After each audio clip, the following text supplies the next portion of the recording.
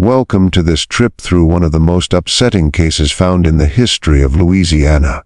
Before we start, I ask you to leave in the comments where you are watching from and the exact time you are listening to this story. We want to know to what places and at what times of day or night these true stories reach. The local records of St. Landry Parish, Louisiana, show a strange empty space. Between April and September of 1839, several pages look like they were taken out of the official books on purpose. What is left are broken pieces of writing, notes about land sales, birth records, and a list of unusual night guards ordered by the local judge. The missing pages match exactly with what local history experts would later call the Summer of Whispers. Based on what is left of these papers, the Bellamy Plantation, located 17 miles northeast of Opelousas, was one of the biggest sugar farms in the area. The big house still stands today even though no one has lived there since 1865. Local land records show that the property has been sold 14 times since then, but strangely, no owner has stayed there for more than 7 months. The last time someone tried to fix it up was in 1958, but they gave up. In 1839, the plantation was home to about 143 enslaved people, though this number changes in different records. The owner of the plantation, Edmund Bellamy, was known across the area as a man with a lot of power. He was a man whose wife had died, and he had inherited not only the farm but also strong political friends all over Louisiana. His name shows up often in town council notes, mostly about growing his land and plans for stricter guard rules across the county. What happened on the night of June 14, 1839, would never be officially written down in the parish books. However, 3 separate sources give us pieces of the story. There is a personal letter from Edmund Bellamy to his brother in Charleston dated June 16. There are notes in the journal of a local doctor named William Hargrove. And most importantly, there is part of a spoken statement given by Emmeline Fletcher, a housekeeper who worked at the Richardson estate next door. The story that is usually told, put together from these sources and local spoken stories, begins with what looked like a normal summer evening on the Bellamy plantation. People said the air was heavy with humidity, which is normal for Louisiana summers. According to Dr. Hargrove's journal, there had been no rain for almost 3 weeks, and the ground had deep cracks because of the constant heat. That evening, Edmund Bellamy held a dinner for several important planters from the area nearby. The reason, according to his letter, was to talk about building a new cotton machine that would help many plantations in the region. Among the guests were Harrison Richardson, James Monroe Prudhomme, and Thomas Whitfield. These are all names that show up again and again in St. Landry Parish records as big landowners. What no one at the dinner table seemed to notice was the strange quiet that had fallen over the slave housing area that evening. Usually, according to Emmeline Fletcher's later statement, there would be the sound of voices, sometimes low singing, that could be heard from the Richardson property nearby. But on that specific night, Fletcher noted that there was not a sound to be heard from that way, not even the dogs. Meanwhile, according to the broken parish records, a man named Isaiah Morgan, a local carpenter who had been hired to build more storage sheds on the Bellamy land, was going back to Opelousas after finishing his work for the day. His signed note, written 3 days later, said that he had noticed something strange as he passed the north field. He saw not a single night watchman, which he thought was odd because Mr. Bellamy always insisted on tight security. The dinner, according to Bellamy's letter, went on without any trouble until about 900, when one of the house servants, a woman whose name was written only as Martha, came into the dining room looking very upset. What exactly she told Bellamy is not written down, but the quick reaction suggests it was scary enough to make the dinner end right away. What happened in the hours after that would be put together decades later by history experts and story collectors, mostly from spoken accounts passed down through families, since no written record from that time gives a full timeline. These spoken histories, collected by researchers from Louisiana State University in 1952, suggest that the night's events focused on an enslaved man known only as Solomon. Solomon's exact age and where he came from are argued about in different stories. In some versions of the tale, he was born on the Bellamy plantation. In others, he had been bought from a plantation in Virginia about 5 years before. What seems true in all accounts is that Solomon was looked at with a mix of respect and fear by both the enslaved people and the white staff. According to Dr. Hargrove's journal, Solomon was unusually tall with a very serious face that made people stay away. The journal also notes that Solomon had once been given the job of watching over other workers in the sugar mill, an unusual job of power that was taken away after an event that Hargrove calls only the matter of the missing book. What is clear is that on the night of June 14th, Solomon was not in his bed. The parish night patrol, which usually turned in weekly reports, has a clear gap in their papers between June 12th and June 20th. When the reports start again, there is no mention of the Bellamy plantation at all. Despite its big place in older reports, Edmund Bellamy's letter to his brother has a part that historians think was written to be vague on purpose. He wrote that a situation has come up with one of the field workers which needs quick action. He said he hired extra men for safety and stopped normal work until things are fixed. He told his brother to be careful when talking about this with their friends. The letter goes on to ask his brother to quietly look for boat tickets to Cuba and ends with a strange note. Burn this letter after you read it. Emmeline Fletcher's statement, taken on June 17th by the town sheriff, gives the most detailed account from that time about the night's events. According to Fletcher, she woke up shortly after midnight because of a noise unlike anything she had ever heard. It was not shouting exactly, but a kind of group movement, like many people moving with a goal. She described looking out her window toward the Bellamy plantation and seeing torches moving in a line, not spread out like in a normal search, but organized as if following a plan. Fletcher's story continues with a detail that town officials later crossed out from the official book, but which was kept in the personal papers of Sheriff James Wilkinson, found in 1947. She said the torches numbered at least 30, maybe more, and they moved from the slave quarters toward the main house in a way that reminded her of an army training exercise she had once seen in New Orleans. At this point, Fletcher's story becomes broken, with several parts of her statement marked as not important or witness confused. What is left suggests that she saw many fires being lit around the edge of the farm, creating what she called a ring of light that seemed made not to help people see, but to keep people in. Dr. Hargrove's journal entry for June 15th has this mysterious note: called to the Bellamy plantation at about 300 this morning, found things chaotic, many injuries, none that would cause death. EB very upset, insisting on a private talk. The man is nowhere to be found. Heard talk about the gathering. Town officials arrived as I was leaving. A notice appeared in the Opolis's newspaper on June 22nd, offering a reward of $500 for information leading to the capture of a runaway slave male answering to the name of Solomon, about 35 years old, 6 feet 2 inches tall, with a scar above his right eye. The notice was unusual because it said clearly that the man could read and write. It said he is known to read and write and may try to send letters. By July, similar notices had appeared in newspapers as far away as Natchez and New Orleans, with the reward raised to 1,000. EB asked for secrecy. In the weeks that followed, there are scattered mentions in various papers of a big search done all through St. Landry Parish and beyond. By August, the notices had stopped completely. What makes this case very strange is not just the apparent organization of events on the night of June 14th, but the total lack of any clear ending in the history books. No paper ever confirms the capture or death of Solomon.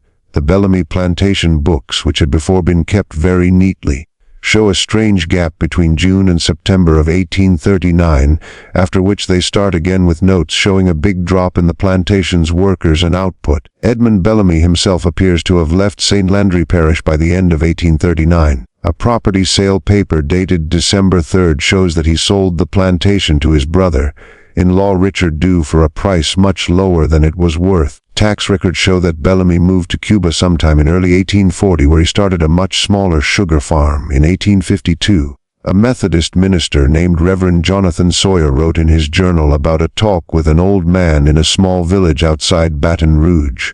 The man, whose name Sawyer did not write down, claimed to have worked on the Bellamy plantation during the time of the uprising. Sawyer's journal has this story. The old man spoke of how they had planned it for months, talking through a system of hidden meanings in work songs and messages hidden in everyday things. He described how the man they called the prophet had taught them to move silently, to work together through signals instead of words. We did not need to speak, he told me. We had become like a single body with many parts, each knowing its job. Reverend Sawyer's journal entry ends with a disturbing detail. When I asked about what happened to this prophet, the old man smiled in a way I found unsettling, and said only some say he went north. But those who know, they understand he went exactly where he planned. The mystery got deeper in 1868, 3 years after the Civil War ended, when a former Confederate officer named Colonel Thomas Blackwood published a book called Reflections on the Late Conflict, in a chapter dealing with slave unrest before the war. Blackwood included this part. The most troubling event, which was purposely hidden from public records, but was well known among those responsible for keeping order, happened in St. Landry Parish in the summer of 1839. Others say he went further south. What made this case unique was not just the size of the coordination, which involved many plantations, but the smartness of how it was done. The leader, a man known only as Solomon, had apparently spent years making a network of communication and trust that reached far beyond a single farm. When the actual revolt happened, it was remarkable not for its violence. Indeed, there were surprisingly few deaths or injuries, but for its exactness.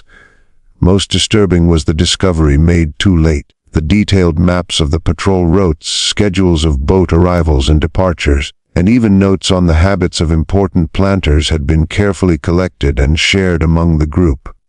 Blackwood's story continues, saying the aftermath was handled with unusual secrecy by local leaders, mostly because of the fear that knowing about such a well-organized effort might cause similar actions elsewhere. The official record was cleaned up to suggest a simple case of a single runaway slave, while the true size of the network he had created was known only to a few. It is my understanding that at least 28 people escaped that night using paths that had been carefully planned over many months, perhaps years. In 1871, a reporter from the New York Tribune named Frederick Morton traveled to Louisiana to write about the lives of formerly enslaved people in the South after the war. Among his notes kept in the Tribune's archives is an interview with a woman identified only as Rebecca, age about 65. Who claimed to have been enslaved on the Richardson plantation next to the Bellamy property. According to Morton's notes, Rebecca described Solomon as a man who spoke little but saw everything. She told Morton he wasn't like the others. He could read the white folks' books. He knew their ways. He had been planning for years, watching how they moved, when they slept, what made them careless. He taught us patience. The right moment will show itself, he used to say. When Morton asked about the events of June 1839, Rebecca reportedly did not want to give details, saying only, "There are things still dangerous to speak of even now." She did, however, offer this strange statement. Solomon always said that freedom was not just about running away. It was about understanding that the masters were not gods. They were just men who slept, who made mistakes, who could be studied and known. Once you truly understood that, he said, you were already partly free. The last big historical mention of the events at the Bellamy plantation comes from a collection of letters found in 1948 during the repair of an old house in Philadelphia. The letters, dated between 1840 and 1845, were written by a Quaker against slavery named Elijah Pennington to various people involved in the Underground Railroad. In one letter dated October 1842, Pennington wrote, "I have recently had the amazing experience of meeting the man from Louisiana about whom so many rumors have spread. I found him to be neither the violent fighter that Southern planters have described, nor the magic hero celebrated in certain circles. He is rather a man of great mind and discipline, who looks at the great moral question of our time with the exactness of an army general and the patience of a scientist. What he did in St. Landry Parish was, he promised, merely a first show of what is possible when fear is systematically replaced with organization." Pennington's letter continues, saying, "Most striking to me was his insistence that the greatest weapon in the enslaved person's kit is not physical fighting, which he thinks is useless against better weapons, but rather the plantation owner's inability to imagine slaves as capable of complex long-term planning. They believe us to be creatures of impulse, he told me, and this blindness is the gap through which we will eventually lead thousands to freedom. The letter ends with a detail that historians have argued about ever since. He has now gone to Canada where he plans to start a school. Its purpose, he says, is not merely reading and writing but teaching what he calls the architecture of freedom, a systematic way to understand and finally break the systems of slavery. I admit that listening to him outline his methods filled me with both hope and fear, for they are so coldly logical as to be almost scary in what they mean.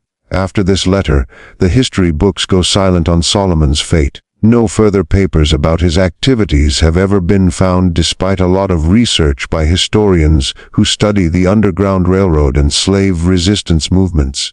What makes the case of the Bellamy Plantation very notable in the books of American history is not merely what happened, but how purposely it was hidden. The systematic removal of papers, the pressure put on witnesses to change their stories, and the creation of a simple official story all suggest a level of worry among authorities that went beyond the normal response to slave unrest. The most unsettling part of the case from the view of those who tried to hide it appears to have been the realization that Solomon represented something they had long refused to admit exist: the ability for enslaved people to watch, analyze, and finally use the weak spots of the system that held them down. In 1958, during the abandoned repair of the Bellamy Plantation House, workers found a small metal box hidden inside a wall space. The box contained a single paper, a hand-drawn map of St. Landry Parish with notes in a precise, educated hand. The map showed not only roads and rivers but also detailed notes about patrol schedules, safe houses, and watching spots. In the edge, written in what looks like the same hand, was this note: "To know the land is to begin to own it." The map was given to the Louisiana State Museum in 1959, where it stayed mostly forgotten until 1967, when historian Dr. Margaret Wilkins included it in her important study of slave resistance movements. Wilkins noted that the map's exactness and detail suggested a level of planning that went against normal historical stories about the unplanned and messy nature of slave resistance. Local spoken traditions in St. Landry Parish have kept extra details about Solomon that never entered the official record. According to stories collected by folklore experts in the 1950s, Solomon had made a system of talking using work songs whose words changed slightly to send messages across the plantation. Other accounts suggest he had created a way for temporary mapmaking using piles of stones and sticks that could be easily kicked apart if found. Perhaps most interesting are the strong local beliefs about Solomon's final fate. While some accounts claim he successfully escaped to Canada, others insist that he never actually left Louisiana at all.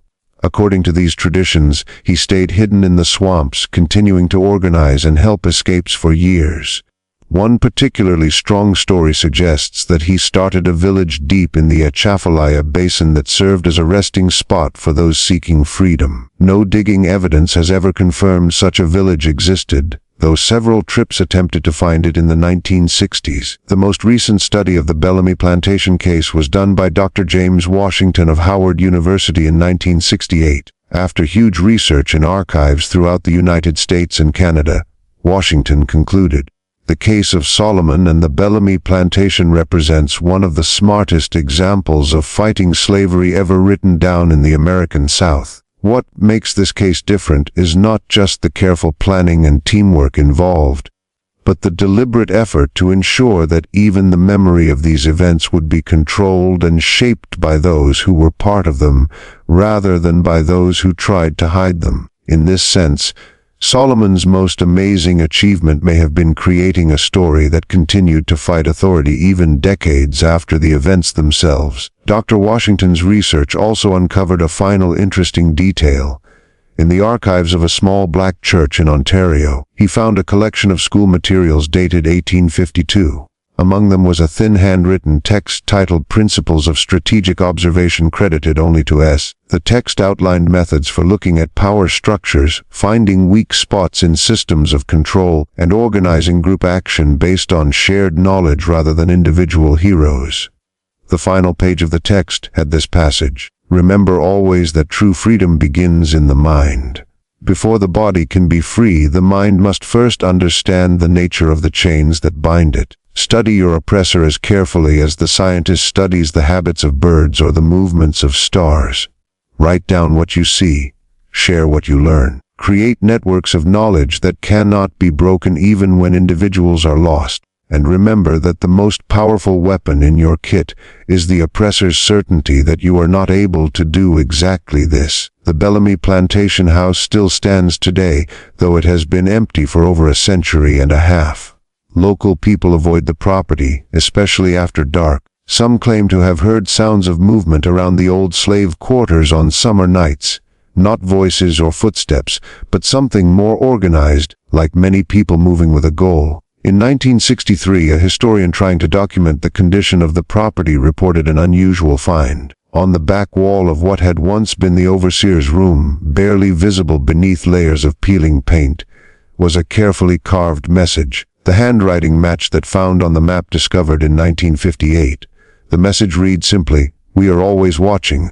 No one knows who wrote those words or when, but for generations the story of Solomon and the summer of 1839 has been passed down in St. Landry Parish, not as a tale of ghost horror, but as something perhaps more unsettling, a reminder that power, no matter how absolute it appears, is always weak to those who learn to watch its patterns with patience and care.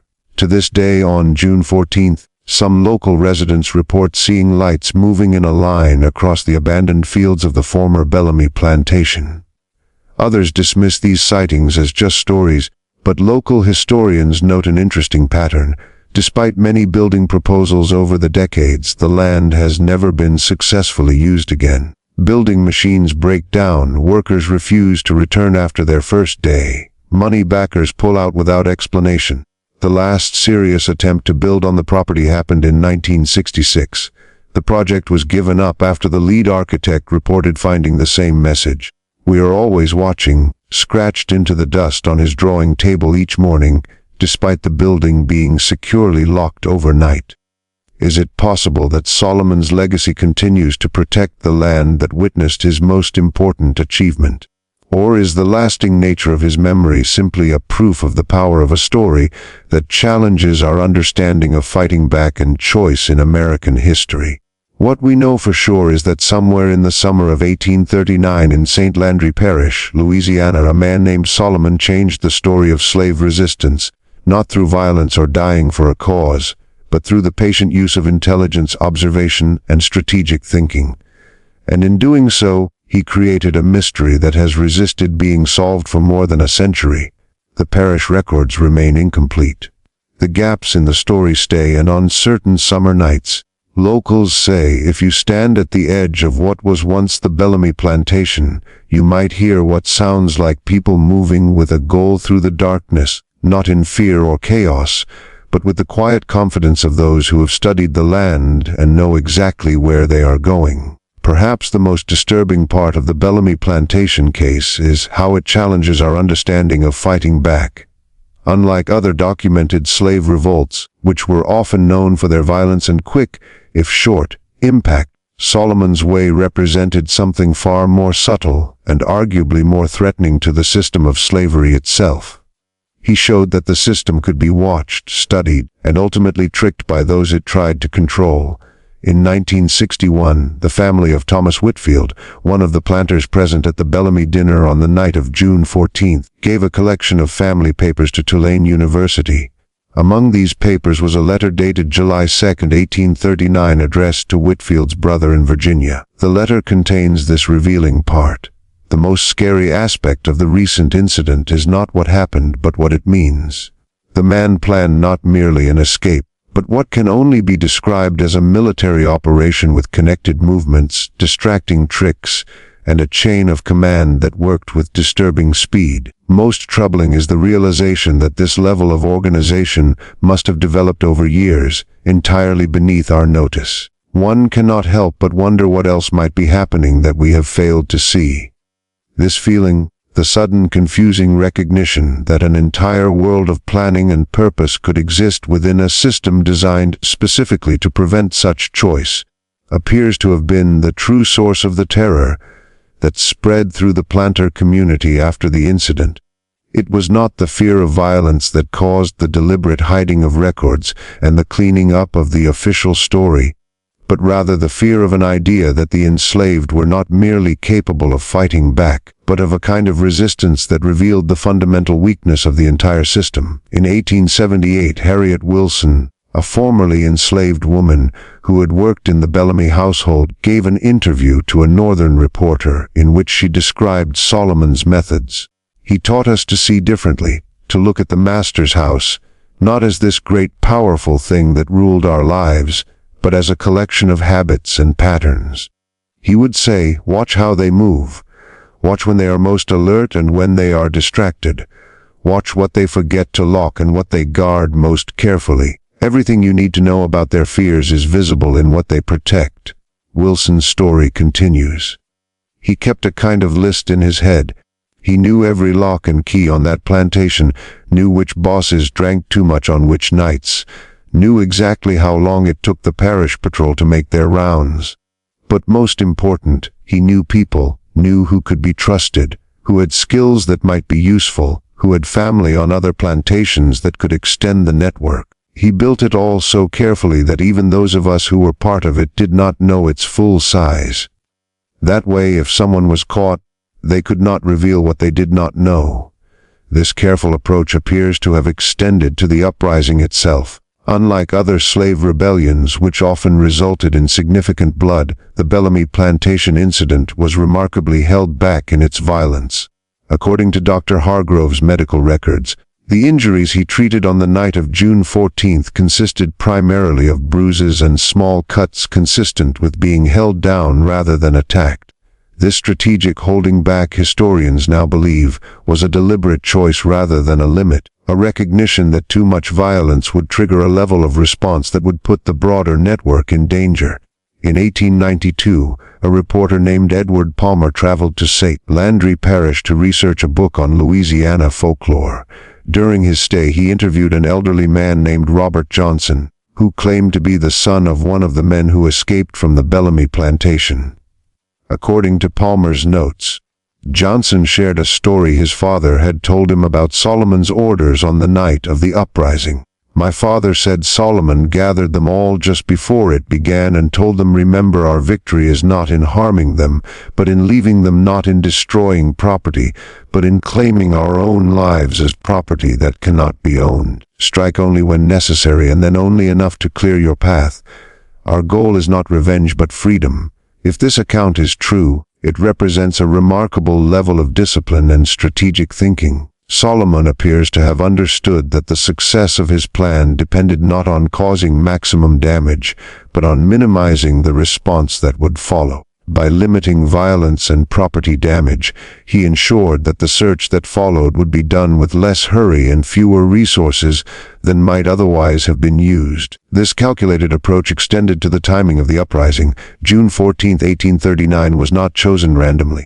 Parish records show that the date matched with a scheduled meeting of important planters in New Orleans, which had drawn away several members of the local militia who would normally have been available to respond to such an event. Also, shipping records show that a boat bound for Cincinnati was scheduled to leave from a landing approximately 17 miles from the Bellamy plantation on the morning of June 15th, a detail that suggests careful planning with possible escape routes. The question of exactly how many people escaped during the uprising remains unsolved. The official record, as shown in newspaper notices and letters between parish officials, indicates that only Solomon and perhaps 2 or 3 others successfully fled. However, census records and plantation books tell a different story. The Bellamy plantation's workforce decreased by 27 people between the May and September counts of 1839. The neighboring Richardson plantation shows a decrease of 11. These numbers, while not final proof, suggest a much larger operation than was ever publicly admitted. In 1957, a dig at the site of the former Bellamy plantation uncovered another piece of the puzzle. Beneath the remains of one of the slave cabins, researchers discovered a small hole containing 3 objects: a hand-carved wooden box containing a collection of carefully folded paper scraps, each bearing single words or phrases in a precise hand, a rough but detailed map of the surrounding parishes, and most interestingly a small journal bound in leather. The journal, dated between 1836 and 1839, appears to have been kept by Solomon himself, though he never identifies himself by name in its pages. Written in a smart, educated hand, the journal contains not personal thoughts, but rather a systematic record of observations about the plantation's operations. Entries detail the movement patterns of bosses, the schedules of parish patrols, the habits of the Bellamy household, and even the response times for neighboring plantations to come to each other's aid during previous emergencies. One entry dated April 3, 1839 reads, "Final route confirmed. Timing tests complete. Main and backup signals set. Decision point set for early June. Dependent on river levels and boat schedules. Network fully mapped and jobs assigned. Backup positions identified in case of main failures."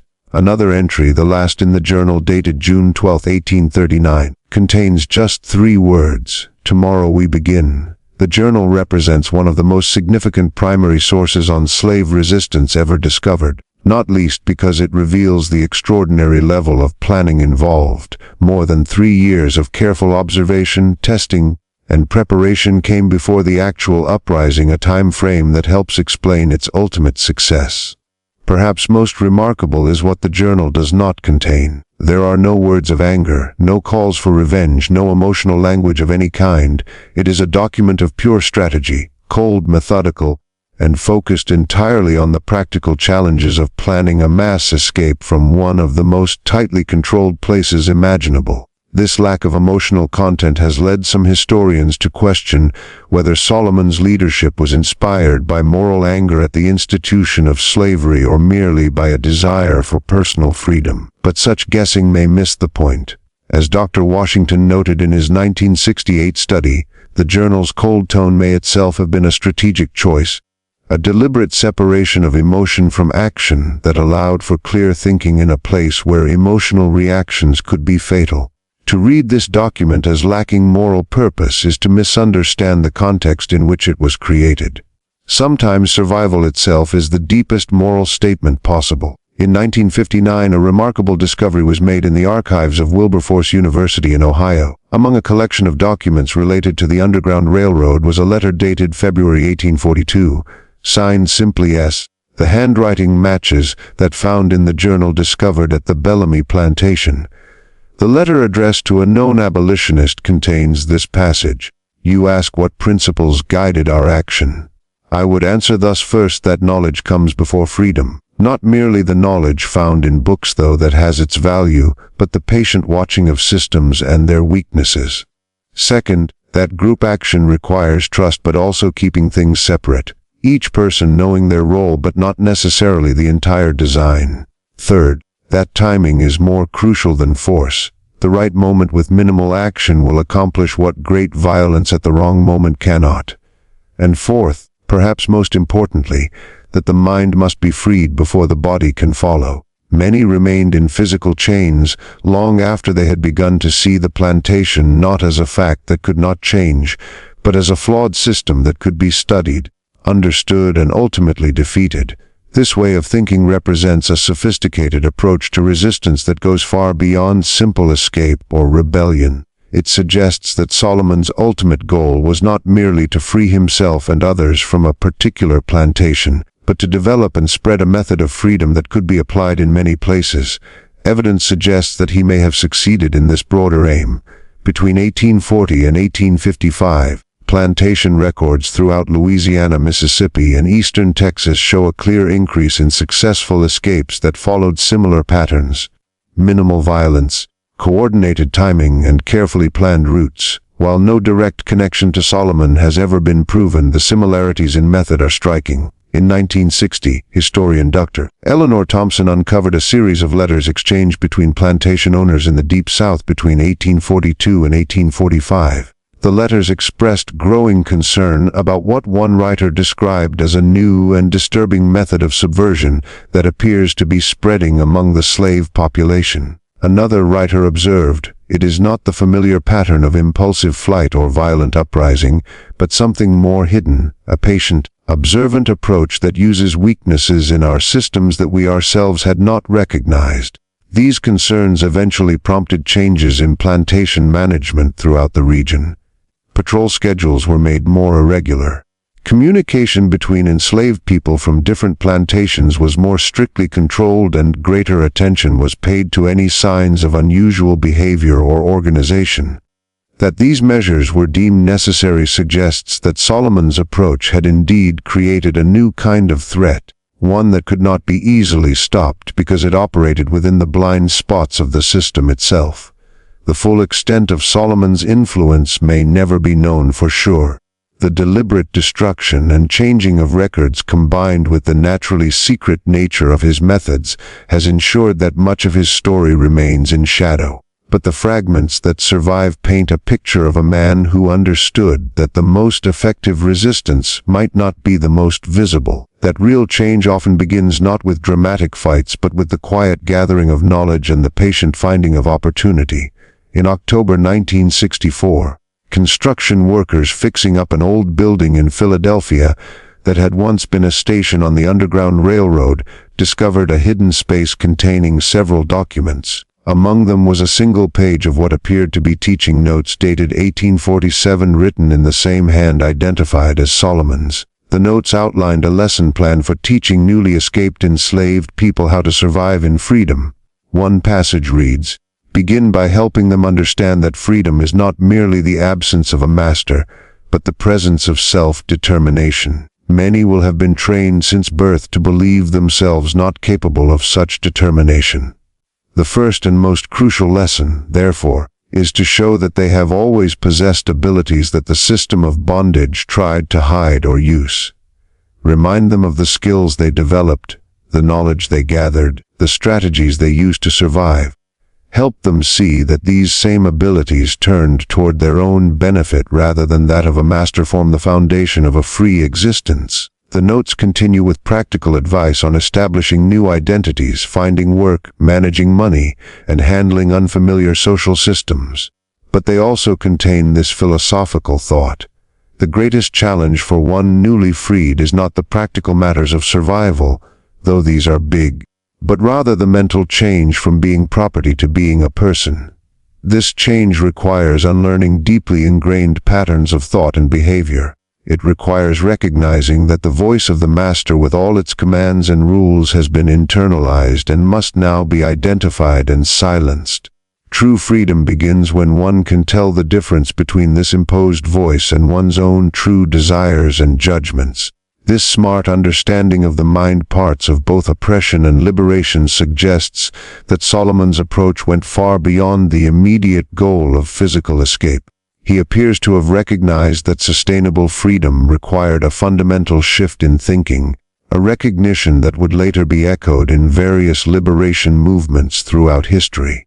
The last confirmed reference to Solomon appears in the diary of a Canadian minister named Reverend Thomas Blackwell, who recorded meeting a remarkable Negro gentleman from the American South in Toronto in 1853. Blackwell described him as a man of uncommon smarts and dignity who speaks little of his own experiences, but much of his vision for the education and advancement of his people. The diary entry ends, though he did not say so directly. I gathered from our conversation that he had himself been enslaved and had secured his freedom through extraordinary means. When I asked about his past, he replied simply, "My history is less important than the future I am working to create." I was left with the impression of a man who has witnessed terrible things, but has turned his suffering into a kind of cold clarity of purpose that is at the same time admirable and somewhat unsettling. After this entry, Solomon vanishes from the history record entirely. Various unconfirmed reports place him in Canada, England, and even West Africa in the years that followed, but no final proof of his later life or death has ever been discovered. This disappearance has contributed to the legend of Solomon in both historical accounts and local folklore in St. Landry Parish. Stories persisted well into the 20th century that he had never truly left Louisiana, that he continued to move unseen through the region, helping escapes and building networks of resistance. Other accounts claimed that he had established a school in Canada where he taught his methods to others who then returned south to continue his work. These legends speak to the powerful impact of Solomon's example, not as a normal hero of violent resistance, but as a symbol of a different kind of opposition, patient, observant, strategic, and ultimately more difficult to defeat, precisely because it operated within the blind spots of power. In 1968, on the wall of an abandoned building in New Orleans that had once housed a black help society, a team of building savers discovered a faded writing. The handwriting matched that identified as Solomon's in other documents. It read simply, "Power is never absolute. It depends on blindness. The blindness of the powerful to their own weak spots, and the blindness of the oppressed to their own strength. Remove either blindness and the balance shifts." Whether Solomon himself wrote these words, or whether they were copied by someone who had met his teachings, remains unknown. But they capture the essence of his approach, an approach that recognized that systems of control, no matter how thoroughly designed or brutally enforced, inevitably contain gaps and weaknesses that can be identified and used by those patient and observant enough to find them. And it implies that the most effective opposition might not announce itself at all, but might instead operate in the shadows, unseen and therefore unopposed until the moment it has already succeeded. Today the Bellamy plantation stands abandoned, its buildings slowly taken back by the Louisiana landscape. Local residents still avoid the property after dark, though few could say exactly why. Some claim to hear sounds on summer nights, not the theatrical moans or clanking chains of normal ghost stories, but something more unsettling, the quiet, purposeful movement of people who know exactly where they are going and why. Perhaps the most fitting memorial to Solomon and what he accomplished is not a physical statue, but this lingering unease. This sense that beneath the surface of history, as it is commonly told, there exists another story, one of patient observation and strategic action, a freedom achieved not through permission or speech, but through the careful identification and use of the blind spots of power. In the words credited to Solomon himself in the Philadelphia Teaching Notes, "Remember always that your greatest weapon is not force but sight. Learn to see what others overlook. Learn to recognize patterns where others see only chaos. Learn to identify the moments when systems are weak, and above all, learn to act with precision when those moments arrive." This is the true plan of freedom. As the sun sets over the abandoned fields of the former Bellamy plantation, one cannot help but wonder how many other Solomons have there been throughout history, operating unseen within the blind spots of power, and how many of the freedoms we now take for granted were secured not by those whose names we remember, but by those who understood that sometimes the most effective resistance leaves no trace at all. The mystery of Solomon, who he was, what became of him, and the full extent of what he accomplished remains unsolved. But perhaps that unsolved quality is itself part of his legacy. In creating a story that resists complete understanding or easy labels, he ensured that his story would continue to unsettle and provoke long after the physical traces of his existence had vanished. The last word on Solomon may belong to Dr. Margaret Wilkins, who concluded her 1967 study with this thought: "What makes the case of Solomon and the Bellamy plantation so significant is not merely what it reveals about the past, but what it suggests about the present and future. It reminds us that beneath the surface of any system of control, no matter how seemingly complete or inescapable, there may exist networks of resistance that operate according to entirely different principles. Networks based not on confrontation or violence, but on patient observation, strategic thinking, and the finding of blind spots in the structures of power. And it suggests that such resistance, precisely because it does not announce itself, may be both more difficult to detect and ultimately more effective than more visible forms of opposition." As night falls over St. Landry Parish and the abandoned buildings of the Bellamy plantation fade into darkness, one can almost imagine Solomon still watching, still calculating, still identifying the patterns and vulnerabilities that others fail to see. And in that imagining lies perhaps the most unsettling truth of all, that the most powerful resistance may be that which remains invisible until the moment it has already succeeded.